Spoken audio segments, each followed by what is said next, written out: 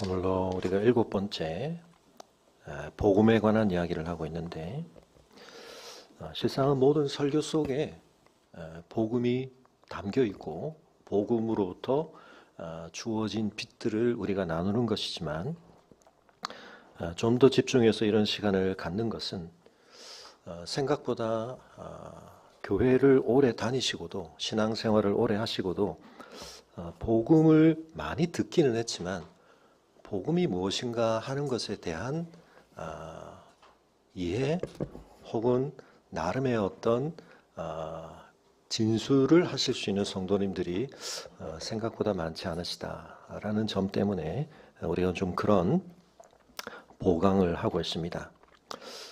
물론 복음이라고 하는 것이 너무 총체적인 것이기 때문에 내가 그것을 알고는 있지만 그것을 그렇게 짧게 말한다는 것 자체가 난해할 수밖에 없는 것이죠. 쉽지 않은 과제입니다. 그러나 필요가 있을 때 우리가 그렇게 복음을 말할 수 있어야 하고, 또 한편은 우리 안에 그 복음에 대한 어떤 정리와 이해를 위한 토대가 마련될 필요가 있다는 생각 때문에 우리가 내 방식의 내 나름의 복음을 함부로 빚어내서는 안 되지만, 그래서 바울이 말한 것처럼 다른 복음은 없습니다. 복음은 하나님께서 우리에게 주신 그 참된 복음만이 존재하지만, 그러나 또한 바울이 내 복음이라고 말하기도 했던 것처럼 그 복음을 왜곡되게 만들지 않으면서 한편 우리가 그것을 좀 잘 정리할 필요가 있다. 그래서 제 버전의 복음은 두 죽음에 관한 소식, 두 죽음에 관한 우리의 이해와 인식이 긴밀하게 연결되는 것이다 라고 말씀을 드리고, 그런 점에 있어서 이 두 사건이 우리에게 너무나 절대적이고 중요한 사건임에도 불구하고 생각밖에 우리가 이 두 사건에 대한 진지한 관심이나 이해 자체를 별로 그렇게 시도하고 있지 못하다. 그래서 우리 자신의 죽음이라는 것에 대해서도 우리가 잘 산다는 것은 최대한 그 죽음에 대해서 무관심해지거나 그 죽음을 지연시키거나 유보하는 것이라고만 막연하게 생각을 하는데, 실상은 그럼에도 불구하고 우리가 성공적으로 죽음을 우리의 삶에서 실제적으로 배제할 수 없고, 죽음은 항상 우리와 함께 있습니다. 그래서 오히려 그 죽음을 온전히 우리가 직면하려고 할 때 우리가 훨씬 더 일반적으로도 지혜로워지고, 또 우리의 삶에 대해 더 올바른 태도들을 정립할 수 있는 기회를 얻기도 하고, 우리가 제대로 풀었다고 말하는 삶의 문제를 진정으로 풀고 들어올리게 만들어주는 아르키메데스의 받침점, 지렛대의 받침점과 같은 역할을 한다, 그런 말씀을 드렸는데요. 많은 죽음의 소식을 듣습니다. 내 주변에 있는 사람들 중에서도 죽음에 이르는 사람들이 있습니다. 그러나 우리가 그런 죽음에 관한 많은 간접적 소식을 듣는다는 것이 우리가 죽음을 제대로 접하고 있는 것인가? 그렇지 못하다. 그것은 나와의 관계에 있어서 훨씬 더 근원적이고 친밀한 관계의 누군가의 죽음을 비로소 경험하게 될 때 우리에게 자각이 됩니다. 장례를 끝내고 나서 때로 성도님들 중에 가끔 그런 어려움을 호소하시는 분들이 계십니다. 단기적인지 모르지만 이걸 우울증이라고 봐야 할지, 목사님 너무 무기력하고 침체에 빠지고 삶에 대해서 어떤 회의적인 생각이 들고 그렇습니다. 그런 말씀들을 하십니다. 바꿔 말하면 가장 가까운 가족, 특별히 가족이죠. 가족의 죽음의 가장 간접적이지만 가까운 경험들 속에서 내가 죽음에 대해서 모르고 있었구나. 그것은 또 바꿔 얘기하면 내가 산다는 게 뭐지? 라는 질문을 제대로 해본 적이 없구나 라는 생각을 비로소 갖게 된다는 것입니다. 내가 30년을 살았고 50년을 살았고 60년을 살았는데 내가 살아온 시간의 누적만큼 삶에 대해서 더 많은 것들을 구축하고 더 잘 살기 위한 여러 가지 방편들을 우리가 도모하고 또 더 잘 살기 위한 여러 가지 지혜들을 축적해 왔는데, 정작 우리 모두에게 100%의 확률로 우리가 예상해야 하고 받아들여야 할 이 죽음에 대해서 나는 왜 이렇게 생각을 해본 적이 없나. 막상 그런 경험 앞에서 많은 분들이 그런 말씀들을 하십니다. 그런데 이것은 예수 그리스도의 죽음에 대해서도 마찬가지입니다. 교회를 다니면서 예수님의 죽음에 대해서, 십자가에 대해서 참 많이 들었지만 정작 예수님의 죽으심에 대해 가장 중요한 본질들을 우리가 얼마나 제대로 알고 있는가. 지금 지난주에 이어서 이번 주 같은 본문은 아닙니다. 지난주는 마가복음이었고 이번 주는 마태복음입니다. 그러나 동일한 내용을 다루는 복음서인데 마가복음을 먼저 다루는 이유는 마가복음이 상대적으로 짧지만 오늘 본문과 동일하게 10절에 걸쳐서 그 사건을 다룬다는 점이 마가복음이 그 부분을 얼마나 중요하게 부각시키는가를 우리가 먼저 생각하기 위한 것이었는데요. 표현들에 좀 차이는 있습니다만 복음서는 전체 분량 중에 예수님의 죽으심을 다루는 그 일주일 여간의 시간을 훨씬 더 클로즈업해서 다루되 예수님의 죽으심에 대해서도 어떤 부분을 더 집중적으로 우리에게 말하고 있는가 하는 것에 대해서 우리가 성경을 통해서 직접 확인하지 않고 막연한 이해를 가지고 우리 나름의 그림을 그리고 있을 때가 많습니다. 그러나 제가 여러분께 강조드리고 싶은 것은 십자가에 못 박히시는 장면을 성경이 그렇게 자세하게 묘사하지 않는다. 그 순간을. 그래서 한편은 우리가 십자가와 관련하여서 우리가 어떤 은혜를 말하고 감격을 얘기할 때 주님께서 나를 대신하여 십자가에 못 박히셨다라고 할 때 주님이 겪으신 그 고통, 그것에 대해서 우리가 조금은 생각해 본다고 할 때 많은 분들이 그 십자가에서 당하는 육체적 고통, 조금 더 나가면 정신적 고독과 외로움과 배신과 어떤 그런 쓰라림들을 생각하시는 경우가 많습니다. 조금 신학적인 용어로 말씀드려서 좀 죄송하지만 하나님에 대해서 우리가 속성을 얘기할 때 하나님의 어떠하심을 얘기할 때 공유적 속성과 비공유적 속성이라는 개념을 구별해서 이야기합니다.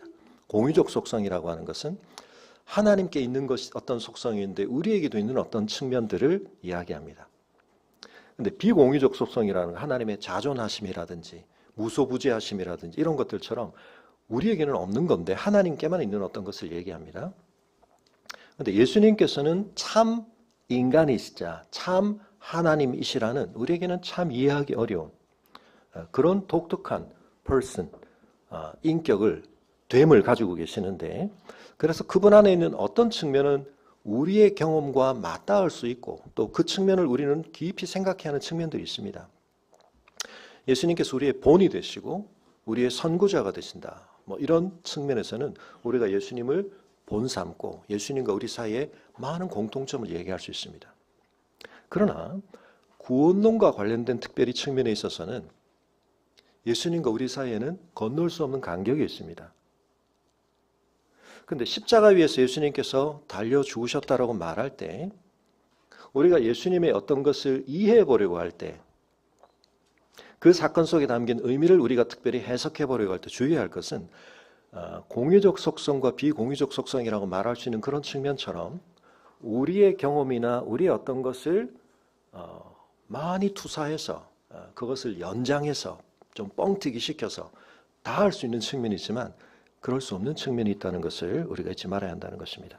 그런데 성경은 어떤 측면을 더 강조하고 있느냐 말하자면 그 사건에 대해서 우리와 일치될 수 있는 우리의 경험과 우리의 어떤 것을 연장해서 생각하면 확대해서 생각하면 다 할 수 있는 어떤 측면을 우리에게 와닿게 하려고 말하는 부분에 있어서 성경은 오히려 굉장히 소극적입니다.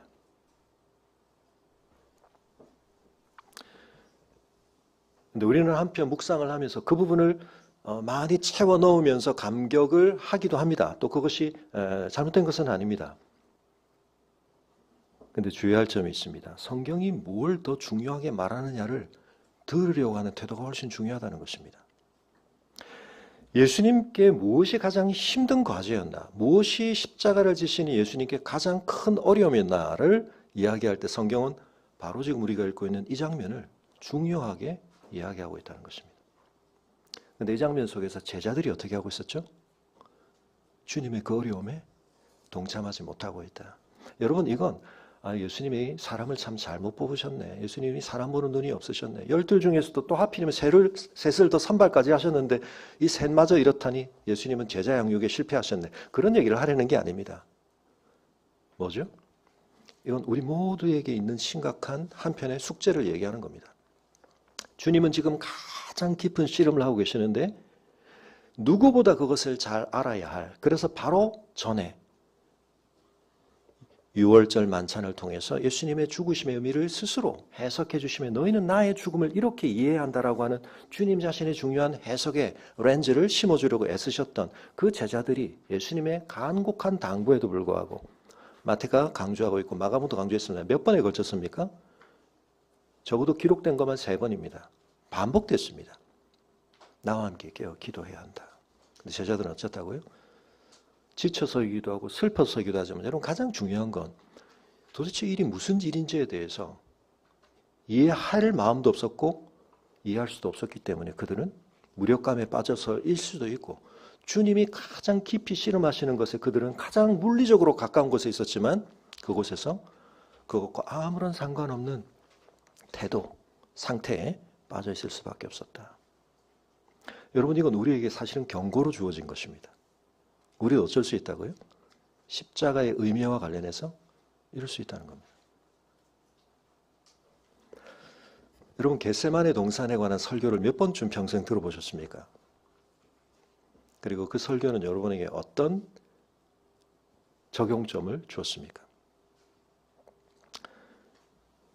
여러분 겟세마네 동산은 사실은 우리에게 어떤 적용점이 없습니다.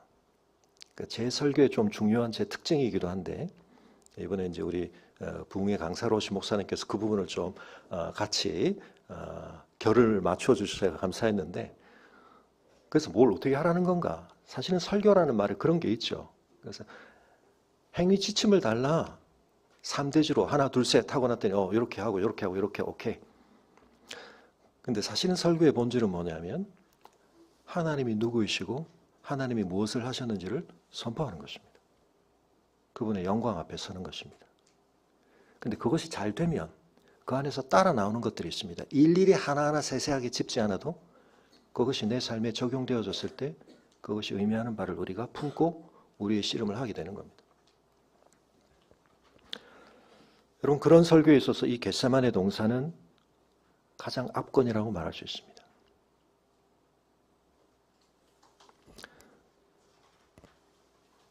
여러분 예수님께서 왜 저러고 계시는지를 이해할 수 없다가 저의 결론입니다. 다시 말씀드리지만 아니 이해할 수 없는 걸 그럼 우리가 왜 들어야 됩니까? 다시 말씀드리지만 여러분 리만 가설이 왜 풀리고 있지 않은지를 아는 사람은 엄청난 지식을 가지고 있는 겁니다. 근데 어떤 사람들이 열심히 노력해서 자기가 리만 가설을 풀었다고 수학계에 보고를 합니다. 그러면 수학자들이 붙어서 때로는 몇 달, 길게는 한 2, 3년에 걸쳐서까지 검증을 합니다. 알고 보면 이 사람이 매우 중요한 어떤 논리를 일관되게 끌고 가야 되는데 어떤 측면에서 자기도 모르게 의도했다면 속인 거지만 자기도 모르게 삐끗합니다. 그러면서 자격을 풀었다고 생각합니다. 오해입니다.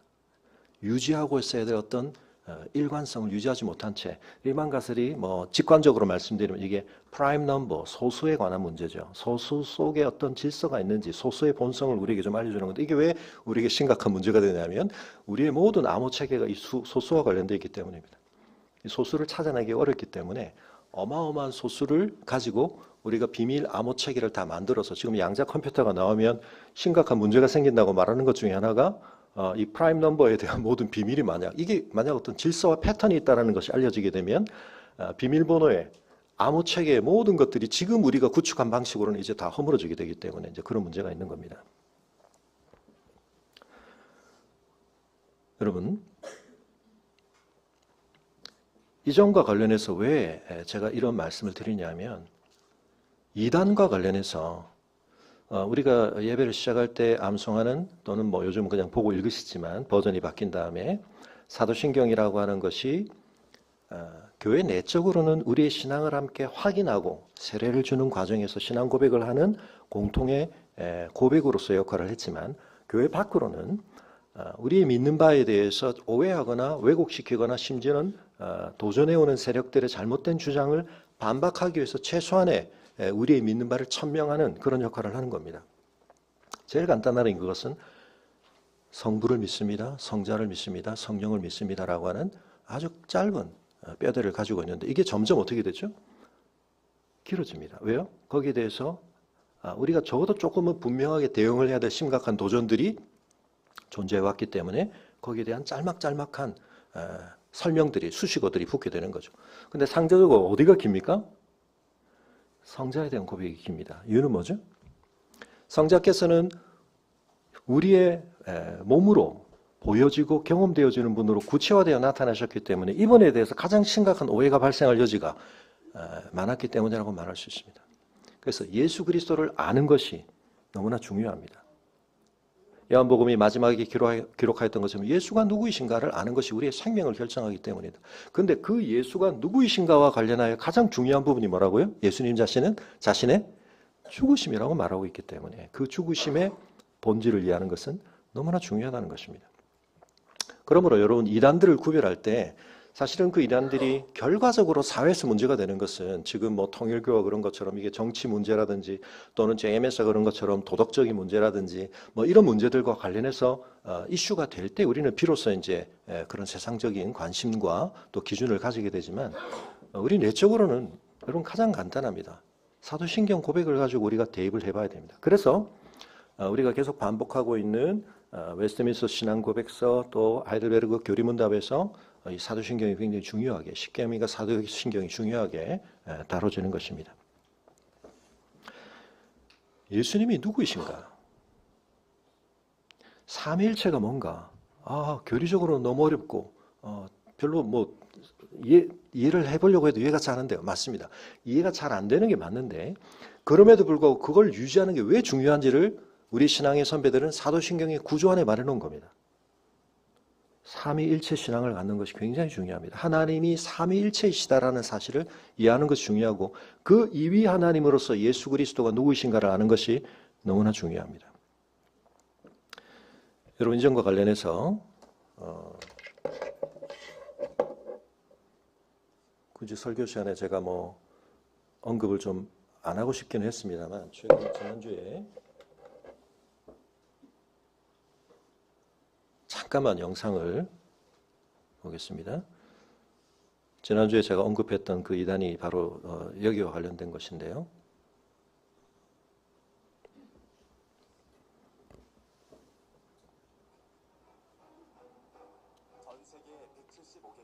소리가 연결이 안 돼 있군요.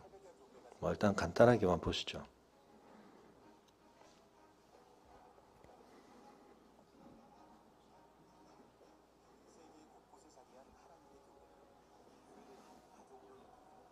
히말라야, 알래스카, 아마존 밀림 등 지구촌 구석구석까지 교회를 세워 하나님의 사랑을 전하고 있습니다.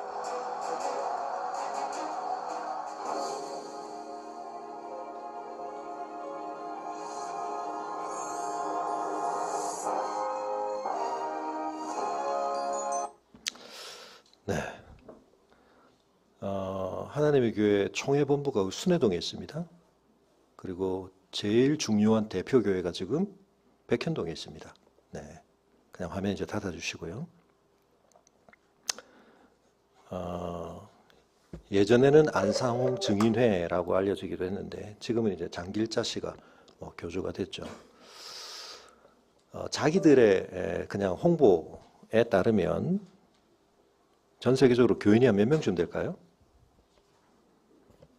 2024년 12월 추산 자기들의 그냥 보고입니다. 392만 명입니다. 어마어마하죠. 이 홍보 영상 쭉 보면 전 세계에 있는 으리으리한 자기들이 소위 성전이라고 하는 건물들이 쫙 나오고 엄청난 사람들 사진 컷이 계속 나옵니다. 홈페이지에 들어가시면 제일 먼저 뜨는 홈페이지 동영상이 22년인가 나온 동영상인데 제목이 그렇습니다. 이 영상을 보고 하나님의 교회 다니기로 했습니다. 7분 요약짜리 영상인데요. 네. 여러분, 통일교는 한 10년 전에 자체 자기들 성도수 밝힌 뒤로 지금 자체적으로 밝힌 건 없는데 그때 10년 전에 330만인가 하여튼 320만인가 그랬습니다. 전 세계적으로. 근데 우리나라는 뭐 10만인가 15만인가 있다 그러는데 이번에 이제 막 조사가 나오고 하면서 이제 지금 밝혀진 명단이 한국에만 120만 명. 네. 근데 아마 그보다 더 많을 거라고 생각도 하고요. 해외에서도 여러분 엄청난 성장세들을 가지고 있습니다. 신천지는 지금 말할 것도 없죠. 우리 노회 안에 있는 우리 시찰 안에 있는 그 교회 제가 가는 그 교회 바로 코앞에 요한지파 성전이 있는데 거기 지금 옆에 건물을 계속 인수해서 확장하고 있습니다. 여러분 우리가 이런 현실 안에 있는데 여기 전혀 교회 다니지 않던 사람들이 갈까요? 교회 다니다가 절로 가시는 분이 많을까요? 신천지를 포함해서 8, 90% 이상이 기존 교회를 다니다가 가시는 분들이 많습니다. 오늘 이 영상을 보시고 잠깐 도전을 받으셔서 가기를 원하시는 분들은 솔직히 말씀해 주시면 저랑 좀 특별한 만남을 갖도록 하겠습니다. 근데 여러분은 왜 이 교회 나오십니까? 근데 저기 안 가시고. 건물도 저기 훨씬 좋습니다, 여러분.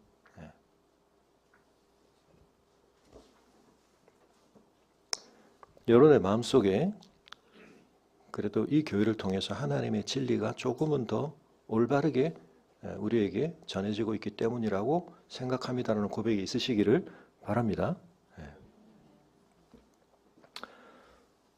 여러분 지금 한학자씨도 그렇고 통일교도 그렇고 지금 안상홍 중인회도 이제는 뭐 하나님의 교회로 바뀌었지만 저희 이제 하나님의 어머니, 뭐 한학자씨도 지금 이제 독생녀, 뭐 저기는 이제 어머니 하나님 이런 개념들을 막 가지고 나오는 이유는 뭐죠? 일대 교주들이 죽고 죽었기 때문에 교리를 바꿔야 됩니다.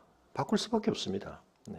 이제는 지금 이분이 우리의 중심이고 이분이 중요한 역할을 해야 된다는 것을 말해야 하는데 이런 과정들 속에서 아무렇지도 않게 이전에 했던 주장들을 바꿉니다. 그게 보여주는 바는 뭐냐면 원래부터도 성경이 중요하게 말하는 것들에 사실은 본질적인 관심이 없었기 때문에 그들은 잘못된 이야기를 하는 겁니다. 그러나 여러분 잘 이해하고 계셔야 될 것은 신천지에 가든 통일교회 가든 또는 뭐 하나님의 교회 가든 사실은 100% 다 성경과 반대되는 이야기, 성경과 다른 얘기만 한다고 생각하시면 절대 안 됩니다. 그리고 어떤 면에 있어서는 기존 교회가 성경에 대해서 가르치거나 강조하지 않은 어떤 측면을 더 잘 가르치는 면도 있습니다. 예를 들면 안상홍 증인의 하나님의 교회 같은 경우에는 제가 지난번에 말씀드렸던 것처럼 예수님의 최후의 만찬이 그냥 석별의 정을 나누는 만찬이 아니라 유월절이라는 점을 굉장히 강조합니다. 저기는 안식일도 강조하고 절기를 굉장히 강조하거든요. 그런 거 한 포인트를 가지고 예를 들면 기존 교회에서 이런 거 강조 잘 못 들어보셨죠. 성경을 제대로 배우신 게 아닙니다. 그러면서 거기에 이제 엉뚱하게 근데 사실은 하나님은 어머니이시기도 합니다. 엘롬이라는 표현이 복수 형태고 뭐 하나님 안에는 이제 남성만 있는 게 여성도 있고 우리의 형상으로 남녀를 만들었기 때문에 여자도 하나님 안에 있는 거 맞죠, 사실은. 근데 이제 이것이 삼위일체와 무관하게 갈 때 우리가 어떤 접촉점에서 우리가 한 수 배워야 되나 싶은 겸손한 마음을 품게 하시고 또는 초반에 비유를 가지고 나는 들어본 적도 없는 뭘 막 끼워 맞추는 얘기를 프레임을 만든 다음에 어떤 얘기를 하게 될 때 여러분이 거기 그렇게 껌뻑 넘어가시면 안 되는데 이단이 말하는 것 중에는 굉장히 옳은 내용들도 많이 있다. 특별히 구약과 신약을 굉장히 막 짜맞춥니다. 근데 이 모든 것들을 총체적으로 제가 여러분에게 면역을 키우기 위해서 우리가 하고 있는 대표적인 일 중에 하나가 뭡니까? 성경을 일단 1년에 한 번씩은 읽는다. 그래서 여러분이 그런 사람을 만났을 때 그 사람들이 전제하고 있는 건 뭐냐면 교회를 10년 다니고 20년 다니고 30년 다니지만 성경 제대로 안 읽어봤을 거라는 전제를 가지고 만나기 때문에 여러분 일단 이렇게 해요. 저는 교회에서 아이부터 어른들까지 우리 교회는 어쨌든 1년에 성경을 한 번씩 읽습니다. 이러면 이 사람이 약간 주력 부대가 아닌 이상 상당히 지금 가지고 온 전략과 카드가 굉장히 좀 빈곤해지게 되거든요.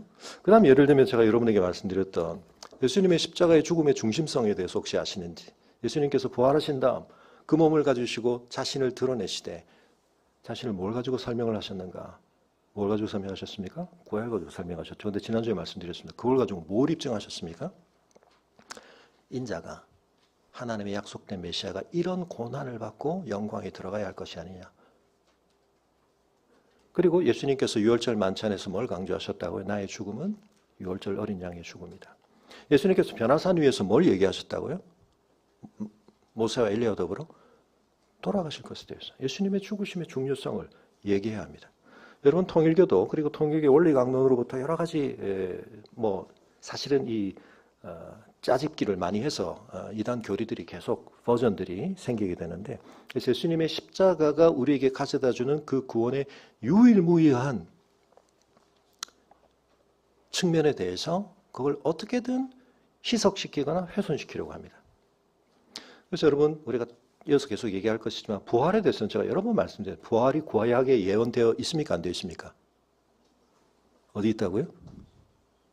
시편? 여러분 이렇게 어정쩡하게 얘기하시면 막 질문이 나옵니다. 여러분이 그때는 막 들으시다가 구약이 어디에 있는데 부활이 구약이 어디에 있는지 아시나요 혹시? 이렇게 하면 대답을 못할 가능성이 많습니다.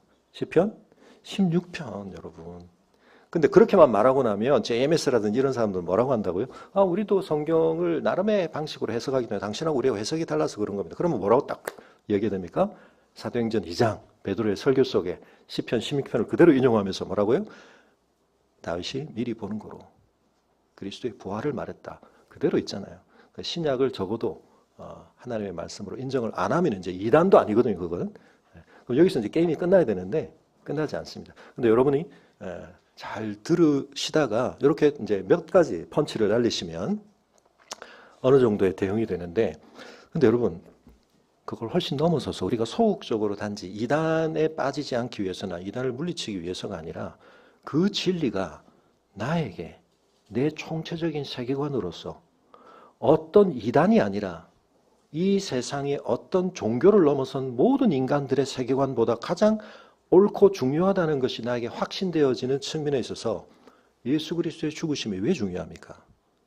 우리 모두가 부정할 수 없는 우리의 가장 실존적으로 중요할 수밖에 없는, 그리고 또 한편 이 세상을 가장 강력하게 왕노릇하며 지배하고 있는 죽음에 대해서, 사망의 권세에 대해서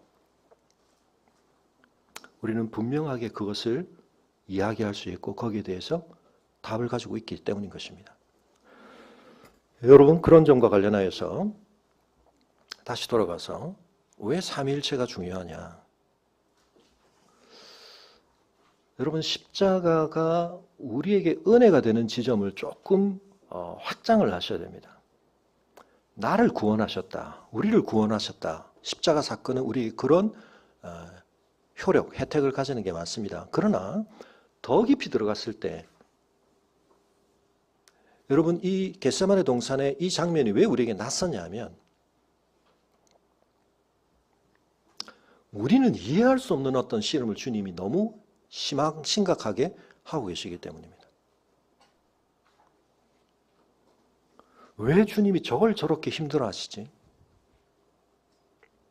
물론 그 속에는 주님께서 당하실 육체의 고통이 주님의 마음속에 또는 겪으실 심리적, 정신적, 사회적 조롱과 비난과 모욕과 억울함과 배신당함과 쓰라림과 이 모든 것이 주님께 가져다 줄, 그리고 더 나아가서 한편은 우리가 또 그것도 헤아릴 수는 없지만 거룩하신 하나님께서 죄에 대해서 하나님을 거스르는 것에 대해서 가지시는 정당하고 공의로운 그 진노와 분노가 우리에게 쏟아진다고 하는 것이 얼마나 엄청난 것인지를 우리는 제대로 모르는데, 그것이 한 개인의 죄에 대해서가 아니라 온 인류의 죄가 속해지기 위해 필요한 만큼의 하나님의 그 모든 거룩하신 공의로우신 합당하신 진노의 무게도 우리가 잘 모르지만 예수님 자신께서 하나님과 완전한 사랑의 연합 가운데 계셨기에 사실은 그 아버지께서 얼굴을 돌리신다는 사실이 갖는 무게 또한 우리는 가늠할 수 없다. 그런 측면들까지를 다 모은다 하더라도 여러분 이 겟세마네 동산의 주님의 모습은 너무나 우리에게 이질적입니다. 사실은 다른 모든 면에 있어서 그렇게 의연하셨고 초연하셨던 주님께서 뭐라고 말씀하고 계십니까? 지난번 마가복음도 그렇지만 강조하고 있는 어떤 내용들이 있습니까? 내 마음이 매우 고민하여 죽게 되었다.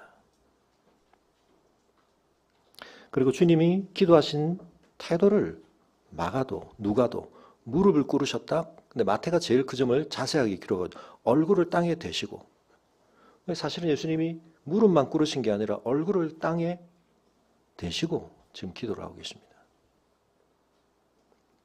아버지여 만일 할 만하시거든 이 잔을 내게서 지나가게 하옵소서. 여러분 여기 어떤 충돌이 있고 어떤 갈등이 있고 어떤 문제가 있는 겁니까? 이 문제의 본질이, 이 난제의 근본적인 어려움이 어느 지점에서 발생하고 있는가, 그걸 우리가 분명하게 봐야 됩니다. 그 점을 이해하기 위해서 삼위일체라고 하는 하나님 되심이 너무나 중요합니다. 그래서 지난번에 말씀드렸지만 십자가에서 일어나는 일을 우리에게 좀 아하 효과, 은혜라고 깨닫게 하기 위해서 여러 가지 유비들이 사용되어지는데 어쩔 수 없이 사실은 그 모든 걸 담아내는 진짜 그림은 있을 수밖에 없죠.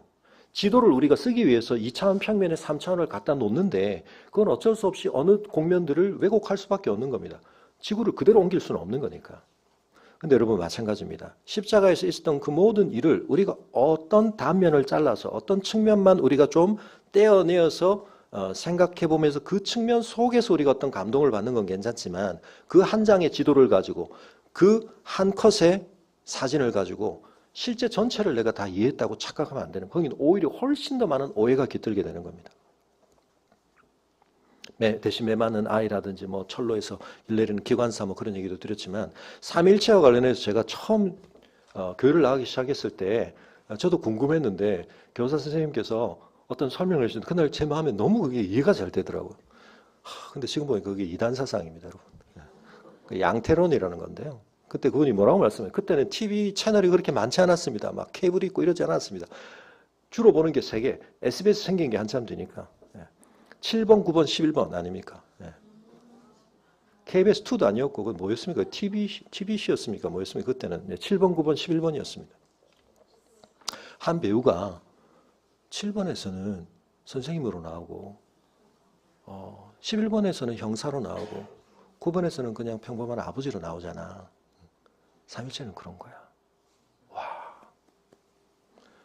이게 양태론입니다, 여러분. 한 존재가 조금씩 옷을 바꿔 입고 나오거나 나타나는 면모를 좀 다르게 한다는 거거든요. 그래서 이거는 일체는 강조했지만 뭔 지워버린 겁니까? 삼위대심, 영원히 각 위격으로. 근데 이걸 그러면 각 위에 다른 말을 강조하면 이게 삼신론이 되는 거거든요. 그 어떤 것도 아닌 하나님의 완전하신 삼위일체 되심의 가장 중요한 본질은 사랑이심입니다. 성부와 성자와 성령은 완전한 사랑 가운데 계십니다. 그래서 요한복음에도 나오지만 예수님께서 요한복음 대제사장의 기도 때 17장에서 기도하시는 내용 속에 뭐라고 말씀하십니까? 창세전에 아버지께서 나를 사랑하시므로. 하나님의 사랑이심은 하나님 밖으로 비조되어진 이 세계와 우리를 사랑하시는 것이기 전에 하나님의 사랑의 성립은 언제부터 됩니까? 창조 이전에. 이걸 하나님이 내적이라고 표현하는 게 참 여러 가지 우리의 표현이 제한적이기 때문에 오해가 있을 수 있지만 삼위 안에서의 사랑입니다.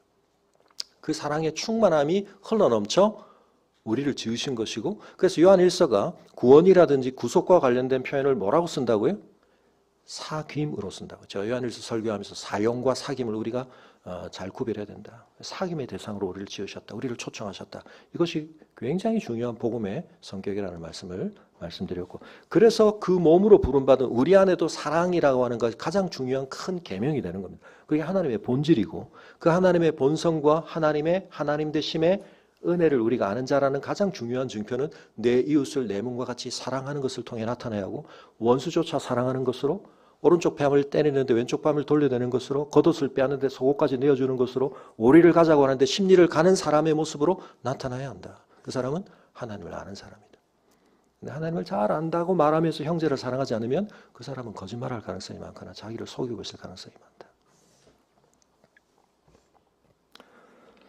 사랑하는 성도 여러분, 삼위일체를 우리가 어떤 다른 유비를 가지고 이해할 수가 없습니다.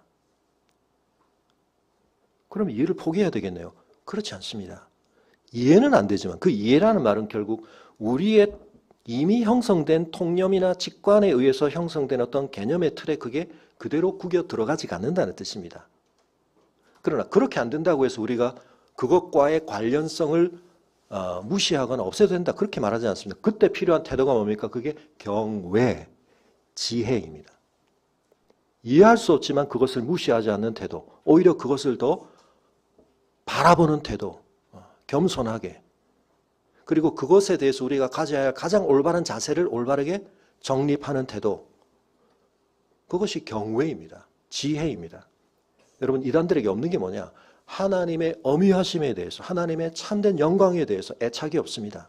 그걸 아무렇게나 바꿔서 자기 이익을 위해서 자기가 사람들에게 뭔가 말하기 위한 구도를 만들기 위해서 그걸 바꾸는 데서 아무런 저촉이 없습니다. 마찰이 없습니다. 근데 여러분, 다윗에게 있었고 예수님에게는 가장 중요한 게 뭡니까? 아버지에 관한 어떤 것을 손상시키는 것에 대해서 견딜 수 없는 분노가 있습니다. 견딜 수 없는 불타는 수호지가 있습니다. 다윗이 골리앗이 아버지의 이름을 멸시할 때 참을 수가 없었습니다. 여러분, 아들 속에 있는 가장 강력한 내적 동기는 뭡니까? 아버지의 뜻이 성취되는 겁니다. 그것은 옳기 때문입니다. 여러분, 하나님을 생각할 때 우리가 어떤 다른 우리에게 형성된 직관을 우리가 과도하게 쓰는 것에 주의가 필요하다는 어떤 경계점, 이걸 아는 것이 굉장히 중요한 영적 지식, 지혜입니다. 상대성 이론을 이해하기 어려운 것은 칸트조차 그렇게 치밀하게 철저하게 사고했던 칸트조차 시간과 공간은 그냥 그건 별도로 존재하는 것이라고만 생각했던 생각조차 빛이라고 하는 녀석의 속도가 왜 이렇게 관찰자와 무관하게 일정하냐라고 하는 사실은 수수께끼일 수도 있고 그걸 이해해야 할, 그러나 이해할 수 없는 대상을 디폴트, 전제로, 자로 삼고 다른 걸 다 바꾸니까 그게 이제 바뀌는 거거든요. 우리의 통념을 다 바꿔야 되기 때문에 어려운 겁니다. 양자역학도 마찬가지입니다. 입자와 파동, 이건 같이 있을 수 없는 겁니다. 우리의 개념상 이건 하나로 뭉쳐질 수 없이 따로 설정된 개념입니다. 그런데 이걸 함께 봐야만 되는 어떤 현상들이 보이기 시작할 때 어려움이 생기는 겁니다. 여러분, 한편 빛을 만드시고 물질을 만드시고 전자를 만드신 하나님을 우리가 생각한다고 하면서 우리가 최선을 다해 노력을 했는데도 그것에 대해서 우리의 이해가 오히려 뭔가 이 초미시적인 상황 또는 이 궁극적인 어떤 주제를 다룸에 있어서는 유보되어야 되는구나를 배우는 것은 어마어마한 지식입니다. 물론 그걸 아무렇게나 막 섞어서 또 막 상대주의를 펼치거나 이렇게 되는 사람들도 있지만 그건 이제 이단인 거죠. 여러분, 예수님에게 있어서 가장 강력한, 예수님을 제어하고 있는 가장 강력한 게 뭡니까? 아버지의 뜻에 대한 순종입니다. 아버지의 뜻이 이루어져야 한다는 열망입니다. 다시 말씀드리자면 여러분, 사랑이라고 하는 것이 성경에서 정의될 때는 가장 숭고한 것인데 또 다른 가장 숭고한 자유라고 하는 것과 관련해서도 사랑이 훨씬 더 중요합니다. 왜 그렇죠? 여러분, 자유라고 하는 것이 우리 마음대로 방종할 수 있다는 걸 의미하는 게 아니잖아요. 그래서 풀려나는 자유, 나에게 뭔가를 강제하거나 구속하는 것이 없어지는 상태가 자유의 궁극적인 상태가 아닙니다. 그래서 성경은 뭐라고 말합니까? 너희의 참된 자유가 진정하다면 그것으로 뭐하라고요? 사랑의 종노릇하라. 그럴 수 있는 자유가 진짜 자유입니다. 사랑이 더 위대한 것이기 때문입니다. 내 자유 건들지 마. 그리스도인은 그걸 넘어서야 됩니다. 이 세상에 있는 어떤 자유론에 대해서도 우리는 그런 생각을 가져야 됩니다.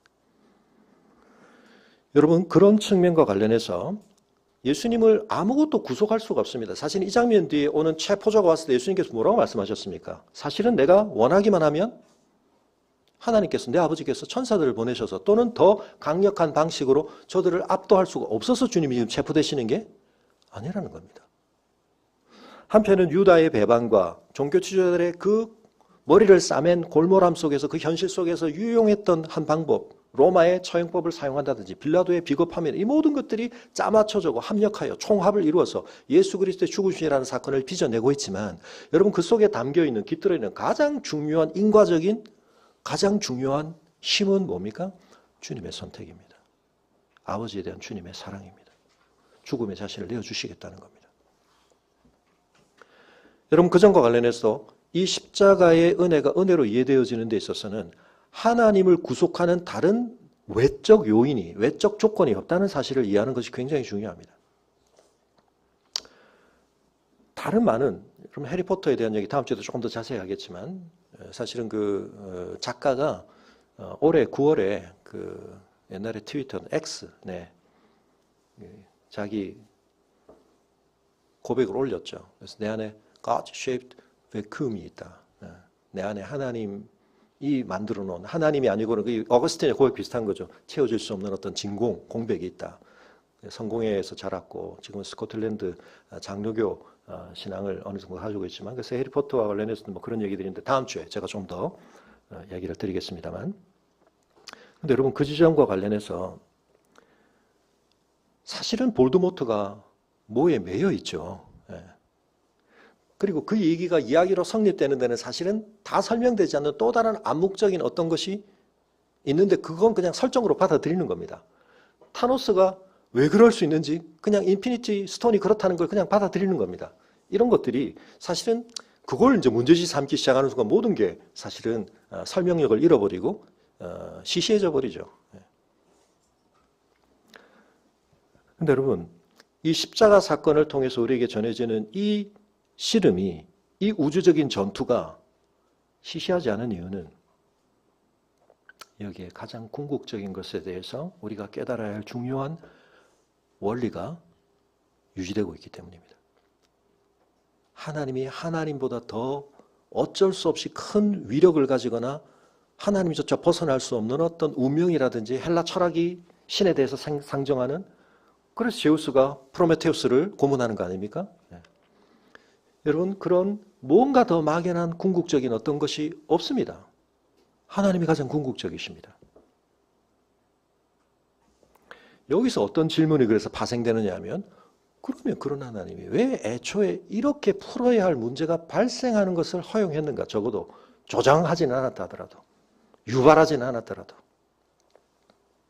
의미 있는 질문입니다.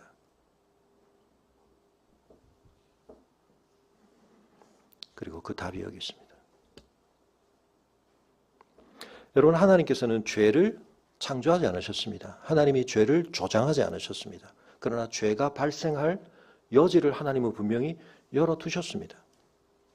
그리고 그것이 죽음이라고 하는, 그리고 그 죽음의 증상이라고 하는, 우리의 삶에 발생하는 온갖 악과 고통을 발생시키는 것에 대해서 하나님은 분명히 이 세계에 대해서 그것을 원천봉쇄하지 않으셨습니다. 그래서 우리의 삶으로 우리가 실감하게 되는 그 생생하고 구체적이고 때로는 너무나 그 자체가 우리가 경험하지 않은 죽음보다 더 고통스럽지 않은가라고 생각하게 만드는 어려움들이 존재합니다. 그럴 때 우리에게 질문이 떠오르는 거죠. 적어도 우리에게 너무나 가까이 들붙어 있는 그 고통이 가져다주는 견딜 수 없고 어려운 우리의 심적이고 육체적인 어려움들 속에서 우리의 몸과 이 세상을 빚었다고 하는 하나님의 선하심에 대해서 우리는 회의하게 됩니다. 어떻게 그것이 공존 가능합니까? 그런데 여러분, 이 진지하고도 의미 있는 질문을 붙들고 우리가 끝까지 가야 됩니다. 거기서 곁길로 빠지면 안 됩니다. 우리가 봤지만 성경은 그 질문을 덮으려거나 희석하려고 하거나 죽음과 그 죽음이 가져다는 고통에 대해서 우리에게 무관심하도록 우리의 관심을 돌리려고 하지 않습니다. 욥기를 보십시오. 너무나 우리가 질릴 만큼 들이미십니다. 전도서를 보십시오. 우리의 허무함에 대해서 우리가 생각해보지도 못한 허무함에 직면하게 하십니다. 우리가 시편을 보면서 뭘 봤습니까? 그 부조리함에 대해서 이 세상에 하나님의 의는 어디 있고 공의는 어디 있고 이 세상이 이렇게 엉망이고 내 삶이 그로 인해 당하는 고통 앞에 또는 나 자신의 복구 불가능한 이 무너짐 앞에 여러분, 하나님은 값싼 답을 제시하지 않으십니다. 그 답은 어디 있습니까? 하나님 안에 있는 고통에 있습니다. 이 세상이 우리가 그런 고통을 겪게 된 원인에 있어서 사실은 책임이 우리에게 있다는 걸 성경은 분명히 이야기하지만, 그러나 이 세상에 대해서 궁극적으로 책임지시는 건 하나님이십니다. 어떻게 해요? 하나님 안에 있는 고통으로. 아유, 목사님, 어떤 사람은 날 때부터 선천적인 질병을 가지고 후천적이라 할지라도 평생을 살면서 너무나 어렵게 평생을 그렇게 살아야 되는데 예수님의 고난, 겟세마네 동산에서 그거 몇 시간입니까? 십자가까지 확대해 봅시다. 그래서 그게 일주일이나 됩니까?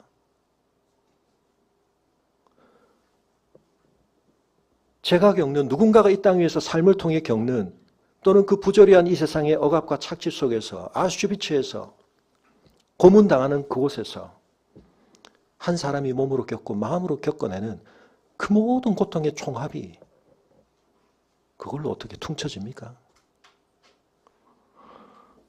글쎄, 그게 다일지는 모르지만 저도 십자가에 달릴 수 있습니다. 여러분 어떻게 생각하십니까? 그렇게 말씀하실 수 있다는 것에 대해서 동의합니다.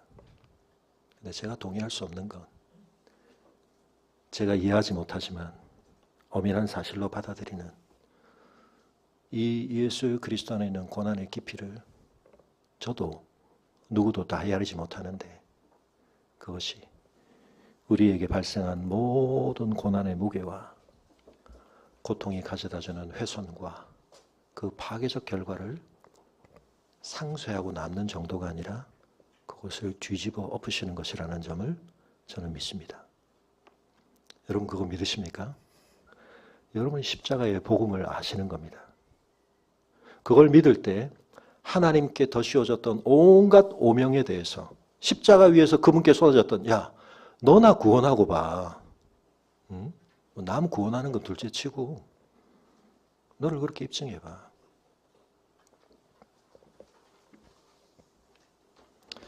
하나님의 영광이라는 건 그분의 본성과 본질에 대해서 축소하거나 왜곡하거나 훼손하지 않고 그것이 있는 그대로 드러나는 겁니다. 여러분 십자가가 우리에게 보여주는 건 뭡니까? 어떤 인간의 사상으로도 어떤 종교로도 여러분 이 문제는 온전하게 해결되지 않습니다. 죄와 죽음의 문제. 그것은 가장 궁극적인 주권을 가지신 하나님께서 가장 본질적으로 응답하시고 해결하셔야 되는 문제입니다. 그런데 그 해결의 과정이 여러분 하나님의 하나님 되심 안에서 얼마나 깊고도 참되게 이루어졌나 하는 사실을 십자가가 보여주고 있는 겁니다. 어떤 드라마나 영화가 초반에 굉장히 문제를 충격적으로 던지고 막 풀어가면서 가는데 결말이 흐지부지 될 때가 많습니다. 그렇게 뭘 막 펼쳐놨는데 이게 수습이 안 됩니다. 마지막 편을 보고 나니까 오히려 안 보니만 못한 매트릭스 1이 그렇게 재밌었는데 3 가니까 이렇게 될 수 있는 그런 거죠. 근데 여러분 해리포터나 매트릭스나 다음 주에 조금 더 말씀드리겠지만 사실 그 기독교적 메타포가 많이 들어있습니다. 실제로 작가가 그렇게 하기도 했고요. 부모의 묘비에 적혀있던 문구, 성경 구절 2개죠. 그 작가가 그게 자기가 이 작품의 가장 중요한 메시지를 녹였다. 네 마음이 있는 것, 네 보물이 있는 것은 네 마음이 있다. 마지막 원수는 사망이다. 그거. 네.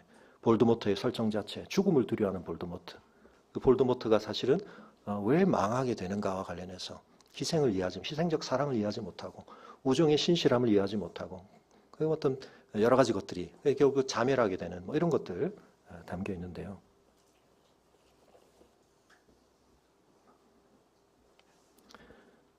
어떤 사람이 하나님을 제대로 믿는 사람인가?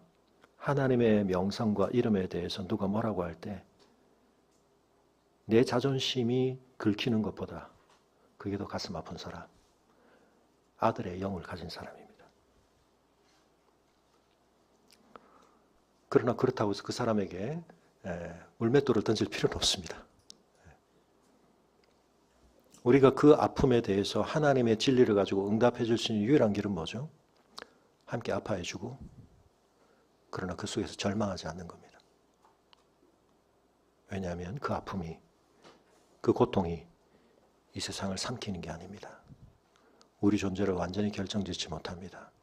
사망은 생명의 삼킴바다입니다. 하나님이 그 일을 이루신다는 걸 어떻게 나타내셨습니까? 십자가로 나타내신 겁니다.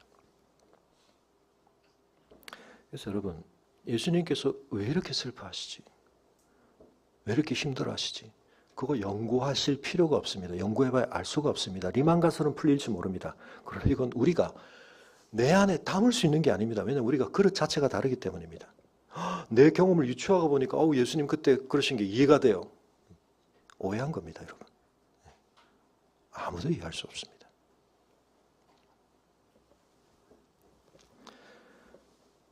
여러분 그래서 다시 말씀드리지만 십자가 위에서 예수님이 그 고통을 당하실 때 마지막에 임한 어둠은 정체가 뭐라고요? 이게 많은 영화에서 잘못 그려집니다. 내 아들을 이렇게 함부로 대하다니 하고 아버지가 그 아들에게 고통을 가하는 대상들에게 뭔가 불쾌감을 드러내신 거라고 그리는 것들이 성경을 잘못 이해한 겁니다. 그때 하나님의 어둠은 뭐죠? 애굽에 임했던 마지막 10번째 재앙 직전에 있었던 9번째 재앙의 의미가 그렇듯이 이제 그곳에 하나님께서 인격적 관심과 자비를 기울이지 않는 어마어마한 진노가 쏟아질 것을, 심판이 쏟아질 것을 보여주는 겁니다. 누구에게요? 아들 안에. 아들에게. 아버지의 품속에 계셨던 그 아들이 그 얼굴로 아무도 몰랐던 하나님의 영광을 아는 온전한 빛을 드러내었던 모세가 신의 산 위에 올라가서 40일을 하나님과 대면하며 그 경험을 통해서 얼굴로 뿜어낸 빛과는 비교할 수 없는 하나님의 영광을 아는 빛을 가지셨던 그분을 향해 아버지께서 얼굴을 돌리시는 겁니다. 그런데 여러분, 이게 모든 것이 너무나 놀랍게 같이 있습니다. 아버지가 그 아들에게 얼굴을 돌리시는데 그 아들은 마지막에 한편 엘리엘리 라마 사박단이라고 부르짖습니다. 그러나 동시에 뭐라고 말합니까? 다 이뤘다고 말합니다. 뭘 다 이뤘어요? 내 야심을? 아닙니다. 아버지의 뜻을. 내가 이렇게 죽어야만 성취되는 내 아버지의 뜻을 내가 다 이루었다. 그래서 어느 한 장면 가지고 십자가를 다 해석할 수가 없습니다. 아버지와 완전한 일체 가운데 계셨던 그분이 아버지로부터 저주와 진노의 대상이 되도록 끊어지셨다고 봐야 됩니다. 그러나 그 순간이 가장 놀랍게 삼위일체의 영광이 드러나는 순간입니다. 아버지와 아들이 하나입니다. 우리는 블랙홀을 그리고 빅뱅을 양자역학과 상대성이를 합쳐봐야 이해가 안 됩니다. 거기서 그게 합쳐지지 않기 때문입니다. 우리가 가진 렌즈로 뭐가 제대로 안 보인다. 그럼 우리는 그 대상이 없거나 대상이 잘못됐다고 말하지 않습니다. 렌즈가 아직 부족하거나. 그걸 깨닫는 게 뭡니까? 그게 지혜입니다. 그게 경외입니다. 아, 교회에서 그런 거 삼일체에서 제대로 안 가르쳐줘. 이렇게 이해하시면 됩니다. 이해가 쏙 되네. 그 이해와 하나님의 영광을 그 앞에 서 있어야 할 우리의 경외와 지혜를 값싸게 바꾼 겁니다.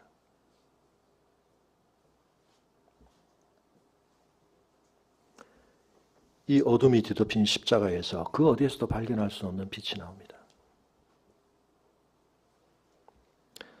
사랑하는 성도 여러분,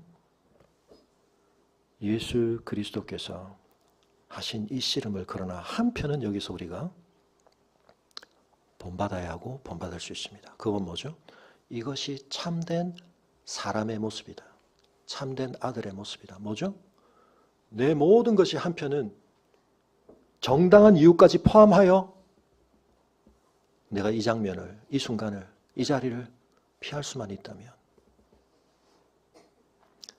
너무 교묘하게 프로그램돼 버렸기 때문에 그런 판단조차 할 수 없는 그냥 하라는 대로 할 수밖에 없는 그런 순둥이로서의 아들이 아닙니다. 모든 것을 아시기에 모든 대안 가능성에 대한 것들을 생각해 보시기에 그러나 그 마지막까지를 다 쏟으셔서 씨름하시지만 누가는 뭐라고 기록했다고요? 그 씨름의 기도가 얼마나 치열하고 철저한 육체적 노동을 느끼게 하는 정도까지의 씨름이었나. 땀을 흘리셨는데 그 땀 속에 피가 섞여 있었다.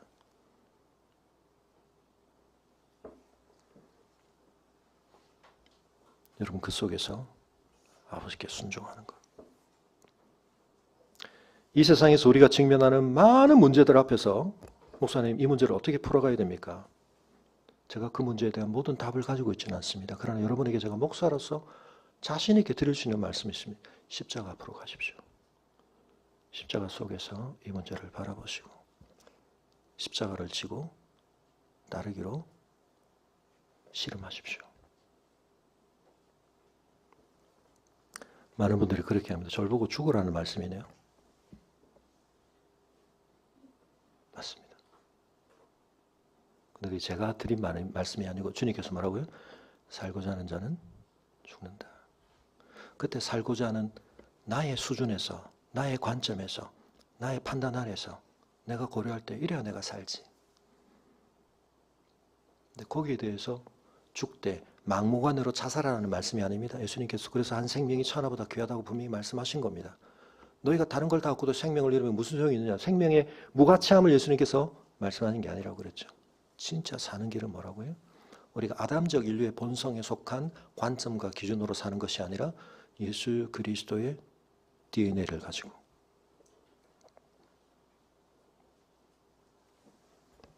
어떤 분들은 그런 얘기를 합니다. 목사님 설명을 듣고 나니까 갑자기 저는 십자가에 대해서 더 시큰둥해졌어요. 왜요? 예수님이 하나님이 이 세상 사람이 아무도 없고 나 혼자라만 해도 나를 위해서 내려오시고 나를 위해 십자가에 고통당하신다고 그러면 저는 그게 은혜가 되는데 목사님이 이렇게 너무 낯설게 십자가를 얘기하시니까 은혜가 안 돼요. 이것도 유비이기 때문에 너무 조심스럽지만 여러분 이런 설명을 좀 드려보겠습니다. 부모가 아버지와 어머니가 아주 유별나게 최선을 다해서 각기 자기 자녀를 사랑하려고 경쟁적으로 씨름을 하는데 그 부부가 불화합니다. 죽일 듯이 싸웁니다. 그러면 자녀들이 그 사랑 필요가 없습니다, 여러분. 이해가 되시나요? 무슨 말인지? 그 부부가 온전한 연합을 하는 것이 훨씬 더 중요한 토대입니다. 아버지와 아들이 지금 이 씨름을 하는데 이건 다른 문제 때문이 아니라 다른 것이 가장 중요한 어떤 고려점이 아니라 아버지와 아들의 관계만이 지금 문제입니다. 어떤 면에서 우리는 여기서 빠져 있는 것처럼 보입니다. 아니요, 그 마음속에 우리를 위한 사랑 때문에 그러고 계시죠. 그러나 이 씨름의 본질 속에 사실은 아버지의 아버지다움이 지켜져야 하고 아들의 아들다움이 부딪히고 있는 이 씨름 속에서 우리는 사실은 더 중요한 일이 벌어지고 있다는 걸 보게 되는데 그 일이 온전히 이루어지는 것, 그 일이 무시되지 않는 것이 우리에게 훨씬 더 유익입니다. 유비가 좀 설명이 되는지 모르겠습니다.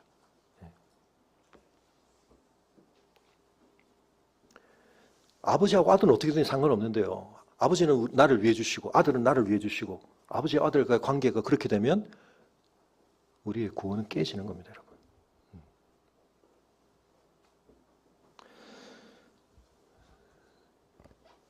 자, 이 무겁기도 하고 이 어려운 주제를 제가 어떻게든 여러분에게 조금 더 다가가기 위해서 제가 다음 주에는 무슨 퍼포먼스까지 할 생각을 지금 하고 있는데 여러분 좀 인내를 가지고 저를 용납해 주시고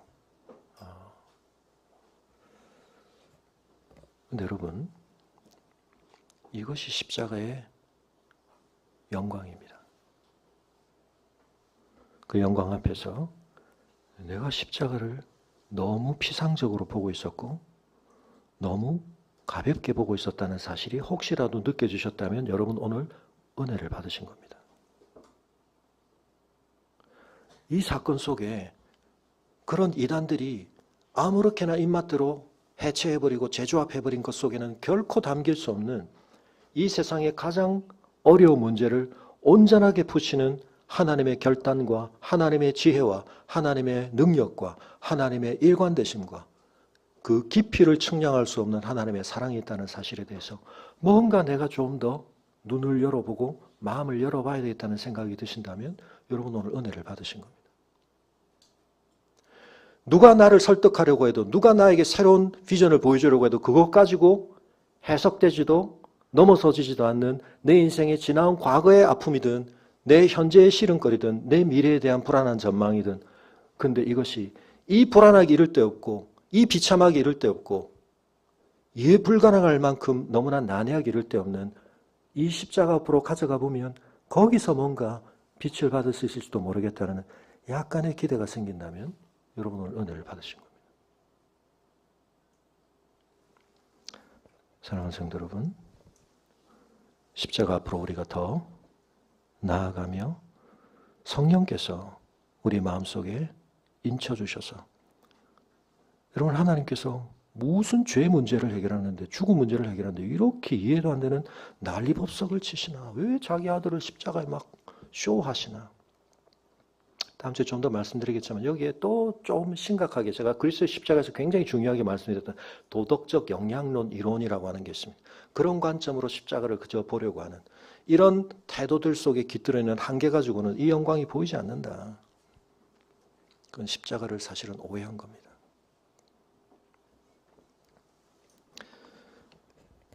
여러분,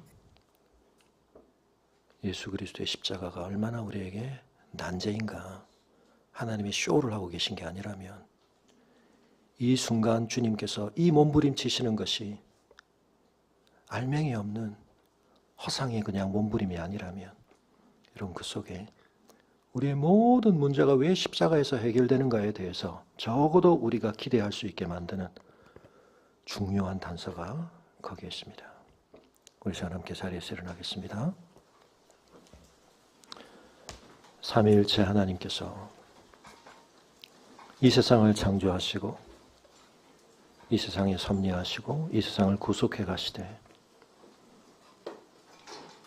우리가 발생시켰던 하나님에 대한 반역과 불순종과 우리 어리석은 자기 고집으로 파생된 그 모든 문제들을 해결하시되 당신의 죽으심 안에서 당신의 찢어지심 안에서 당신의 손상되심 안에서 당신의 버려지심 안에서 처참하고 철저하게 깨트려지심 안에서 이 문제들을 끌어안으시고 이 문제들을 새롭게 빚어가신다는 사실을 우리가 바라볼 때 우리는 십자가를 사랑할 수밖에 없고 우리는 십자가로 끌려갈 수밖에 없고 그 십자가에서 거듭날 수밖에 없습니다.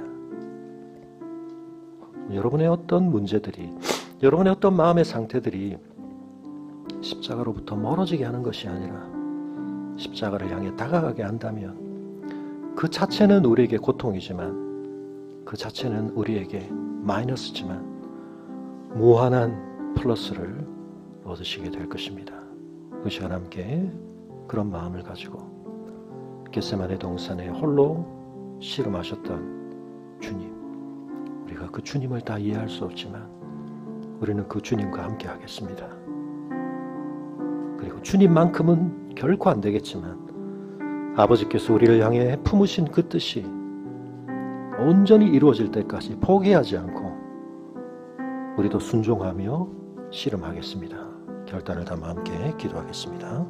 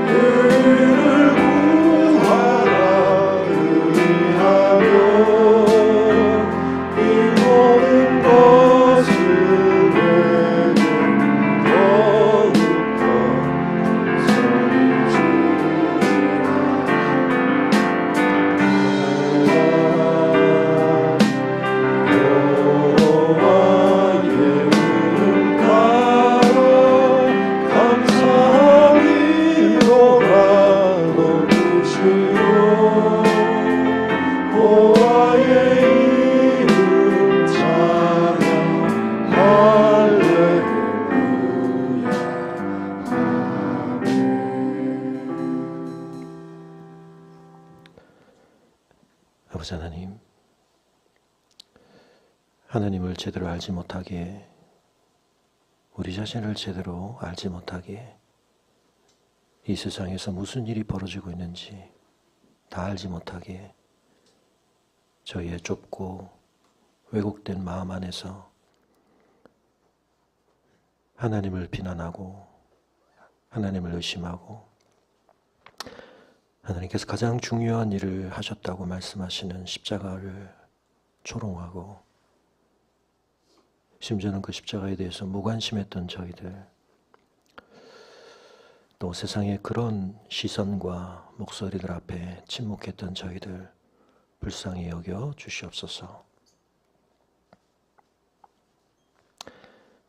우리의 모든 고통으로부터 초연한 채 입가에 엷은 미소를 띠고 가부좌를 들고 어떤 고통도 닿을 수 없는 하늘 저 높은 곳에서 우리를 바라보시는 하나님이 아니라 십자가 위에서 찢기시고 일그러진 얼굴로, 아니 그 전에 겟세마네 동산에서 누구도 동참해 주시, 누구도 이해해 주지 못하는 그 씨름의 그 깊은 자리에서 물러서지 않으시고 그 자리를 끝내 지키시며 아무도 대신해 줄 수 없고 아무도 감당할 수 없는 그 자리를 맡아주심으로 아버지의 뜻이 이 온 세상 안에 그 영상으로 지음받은 저희의 영혼과 삶 안에 이루어질 수 있게 하여 주신 주님 감사합니다.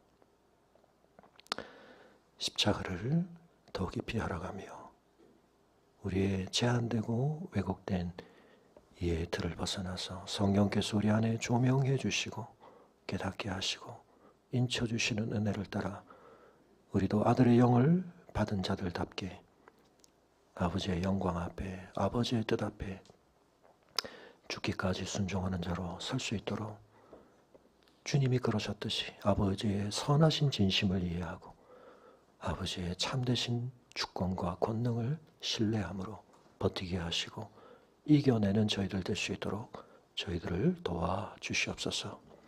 이제는 우리 주 예수 그리스도의 은혜와 우리 아버지 하나님의 끝크신 사랑과 성령의 감화감동 교통하심이 겟세마네 동산에 계셨던 주님의 모습을 통해 선명하게 드러나듯 우리는 이해할 수 없지만, 우리는 다 측량할 수 없지만, 그러나 엄연히 실현되어진 하나님의 그 깨어지심과 그 고통 당하심 안에서 우리의 모든 고통과 우리의 모든 깨어짐을 만회하시고도 남는 온전한 구원과 회복을 가져다 주시는 그 은혜를 더 깊이, 더 생생히 깨닫고 누려가기를 소원하는 주의 성도들의 걸음 위에 지금부터 영원토록 함께 하시기를 간절히 축원하옵나이다.